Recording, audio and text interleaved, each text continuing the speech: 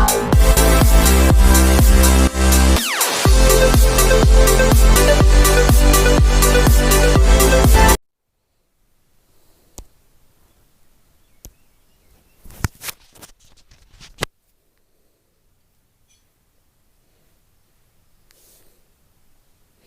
Friends, welcome to our YouTube channel ASTD 0.1। आज देखेंगे तुर्क शासक मोहम्मद गजनवी का भारत पर 17 बार आक्रमण के तथ्यों को। आइए चलते हैं, क्या कहता है देखेंगे। महमूद गजनवी का जन्म 971 ईस्वी में हुआ। यह 27 वर्ष की आयु में अर्थात वह 1998 ईस्वी में शासनाध्यक्ष बना। उसने 17 बार भारत पर आक्रमण किया और यहाँ पर अपार संपत्ति को लूटकर गजनी ले गया। आक्रमणों का यह सिलसिला 1001 ईस्वी से प्रारंभ हुआ। सर हेनरी इलियट ने महमूद गजनवी के 17 आक्रमणों का वर्णन किया। इनका उल्लेख निम्नवत है। आइए देखते हैं क्या है। पहला, 1001 ईस्वी, गजनवी ने पहला आक्रमण भारत के समीपवर्ती नगरों पर किया। यहाँ पर उसने कोई विशेष सफलता नहीं मिली। अर्थात गजनवी का पहला आक्रमण जो था आपका 1001 ईस्वी में हुआ था, जिसमें उसे कोई विशेष सफलता नहीं मिली। उसका वहीं दूसरा आक्रमण हो जाता है 1001 ईस्वी से 1002 ईस्वी के बीच ही हुआ, जो अपने दूसरे अभियान के तहत गजनवी ने सीमांत प्रदेशों के शासक जयपाल के विरुद्ध युद्ध किया। उसकी राजधानी बहिंद पर अधिकार कर लिया। जयपाल इस पराजय के अपमान को सहन नहीं कर सका और उसने आत्महत्या कर ली, अपना आत्मदाह कर लिया। आइए नेक्स्ट उसका अभियान था जो 1004 ईस्वी में हुआ। तो गजनवी ने कक उच्च के शासक वजीरा को दंडित करने के लिए आक्रमण किया था। किसको? तो गजनवी ने उच्च के शासक वजीरा को दंडित करने के लिए आक्रमण किया। बाद में वजीरा ने भी आत्महत्या कर ली। नेक्स्ट चौथा अभियान उसका जो था जो 1005 ईस्वी में हुआ। गजनवी ने मुल्तान के शासक दाऊद कारमाथी के विरुद्ध आक्रमण किया। इस दौरान उसने भटिंडा के शासक आनंदपल को पराजित किया और बाद में दाऊद को पराजित कर उसे अधीनता स्वीकार करने के लिए बाध्य किया था। ध्यान रखेंगे, मुल्तान का शासक कौन था? दाऊद कारमाथी था, तथा वहीं भटिंडा के शासक कौन थे? आनंदपाल, जिसको पराजित करने के बाद गजनवी ने अपना अधीनता स्वीकार करने के लिए मजबूर कर दिया था। नेक्स्ट चलते हैं। पांचवा अभियान था जो आपका 1007 ईस्वी में किया। गजनवी ने पंजाब के ओहिंद पंजाब का जो एक ओहिंद जगह था, उसे जयपाल के पुत्र सुखपाल को नियुक्त किया और जयपाल ने इस्लाम धर्म ग्रहण कर लिया और उसे नौसा शाह कहा जाने लगा। बाद में सुखपाल ने अपनी स्वतंत्रता की घोषणा कर दी। गजनवी ने ओहिंद पर आक्रमण कर दिया और नौसा शाह को बंदी बना लिया। नौसा जो जयपाल का पौत्र था सुखपाल, यह इस्लाम धर्म ग्रहण किया था और नौसा शाह की उपाधि धारण कर ली थी। यह सब देख करके मोहम्मद गजनवी ने ओहिंद पर आक्रमण करके नौसा शाह को भी बंदी बना लिया। नेक्स्ट है, आइए बढ़ते हैं। अगला है छठवां अभियान। छठवां अभियान क्या कहता है? 1008 ईस्वी, गजनवी ने पहले आनंदपाल को पराजित किया। बाद में इसी वर्ष कांगड़ी पहाड़ी में स्थित नगरकोट पर आक्रमण किया।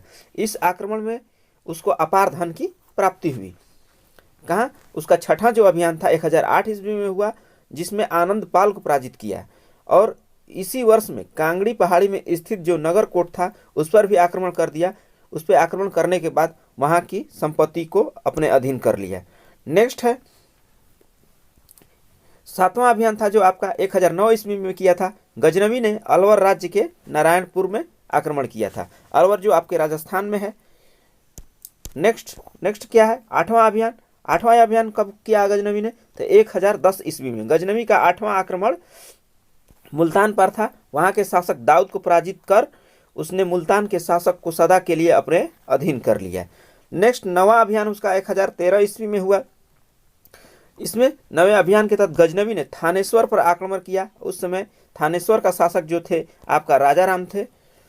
नेक्स्ट 10वां अभियान था जो आपका 1013 ईस्वी में किया। गजनवी ने अपना 10वां आक्रमण नंद शाह पर किया, जहां हिंदुशाही शासक आनंदपाल ने नंद शाह को अपनी नई राजधानी बनाया। वहां का शासक त्रिलोचन पाल था। त्रिलोचन पाल ने वहां से भागकर कश्मीर में शरण ली और तुर्कों ने नंदशाह में लूटपाट की। नेक्स्ट बढ़ते हैं, अगला है आपका 11वां अभियान, जिसका शुरुआत 1015 ईस्वी में गजनवी ने किया। यह आक्रमण त्रिलोचन पाल के पुत्रों भीमपाल के विरुद्ध, जो कश्मीर का शासन कर रहा था। युद्ध में भीमपाल पराजित हुआ था। नेक्स्ट है 12वां अभियान। 1018 ईस्वी में गजनवी ने कन्नौज पर आक्रमण किया। उसने बुलंदशहर के शासक हरदत्त को पराजित किया और 1019 ईस्वी में उसने पुनः कन्नौज पर आक्रमण कर वहां के शासक राजपाल ने बिना युद्ध किए ही आत्मसमर्पण कर दिया था। ध्यान देखें, जो 12वें अभियान में था उसने कन्नौज पर आक्रमण किया, उसने बुलंदशहर के शासक हरदत्त को पराजित कर दिया।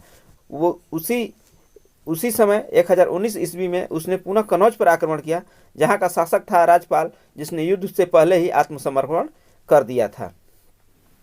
नेक्स्ट आता है 13वां अभियान। 13वां अभियान 1020 ईस्वी में गजनवी ने इस आक्रमण में बारी, बुंदेलखंड, किरात और लोहकोट आदि को जीत लिया। वहीं पे 14वां अभियान में 1021 ईस्वी में अपने 14वें आक्रमण के दौरान मोहम्मद गजनवी ने ग्वालियर, कालिंजर पर आक्रमण किया। कालिंजर के शासक गंड चंदेल ने विवश होकर संधि कर ली। नेक्स्ट है 15वां आक्रमण। 15वां आक्रमण क्या था? 1024 ईस्वी में हुआ। इस आक्रमण के तहत मोहम्मद गजनवी ने लोदौर, जैसलमेर में जो है चिकलोदर तथा अनहिलवाड़ गुजरात में पर विजय प्राप्त की। मोहम्मद गजनवी के 16वें अभियान आपका 1025 ईस्वी में हुआ। इस अभियान में गजनवी ने सोमनाथ को अपना निशाना बनाया। उसके सभी अभियानों में यह अभियान सर्वाधिक महत्वपूर्ण था। सोमनाथ पर विजय प्राप्त करने के बाद उसने वहां के प्रसिद्ध मंदिरों को तोड़ दिया तथा अपार धन प्राप्त किया। यह मंदिर गुजरात के समुद्र तट पर अपनी अपार संपत्ति के लिए प्रसिद्ध था। इस मंदिर को लूटते समय गजनवी ने 50,000 ब्राह्मणों एवं हिंदुओं की कत्ल कर दिया था। नेक्स्ट होता है 17वां आक्रमण। 1027 ईस्वी में किया। यह आक्रमण महमूद गजनवी का अंतिम आक्रमण था। यह आक्रमण सिंध और मुल्तान के तटवर्ती क्षेत्रों के जाटों के विरुद्ध था, जिसमें जाट पराजित हुए थे। इस तरह से मोहम्मद गजनवी ने भारत पर 17 बार आक्रमण करके अपार धन संपत्ति लूट करके वापस लौट गया।